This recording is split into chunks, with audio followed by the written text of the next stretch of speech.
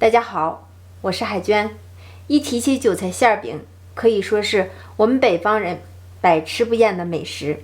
今天就分享一款发面韭菜馅饼最简单的做法。首先，盆中加入500克普通面粉，放4克的酵母，用温水320毫升边倒边搅拌，搅拌至大面絮状，下手揉成一个偏软的光滑面团。盖上盖子，发酵至2倍大。碗中打入4颗鸡蛋，用筷子搅散。起锅倒油，油热后放入蛋液，用筷子快速划散。放入碗中晾凉备用。一大把控干水分的韭菜切成碎一点的颗粒状。切好的韭菜放入大盆中，加少许的油。加油的目的是能够锁住韭菜里面的水分，防止韭菜出水。加入我们放凉的鸡蛋碎，洗好的小虾皮，加少许的蚝油、花椒粉、豆瓣酱、盐，搅拌均匀。韭菜的味道很大，所以不用放过多的调料。把它们充分的搅拌均匀，馅料的部分就做好了。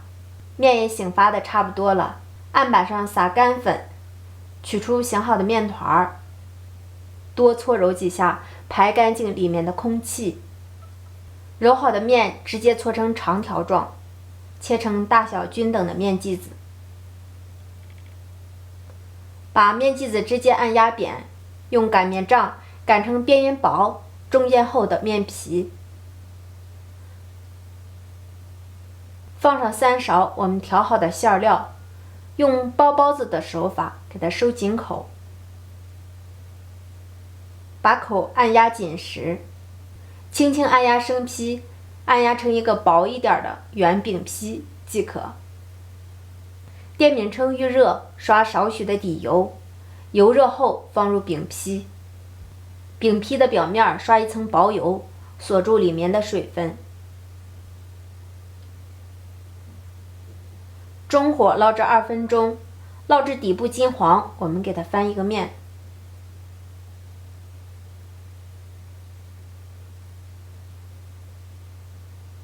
捞至另一边也变成金黄色，再次翻面。翻面再捞1分钟，捞至两边都呈金黄色，按压能够快速回弹，就可以出锅了。农家韭菜发面饼就全部做好啦。按压看一下，暄软回弹，掰开一个看一下，馅儿鲜味儿美，特别的好吃。因为是发面的，还好消化，老人孩子都喜欢。如果您也喜欢，就记得试试哟。美食天天更新，点击我的头像可以看到更多的美食。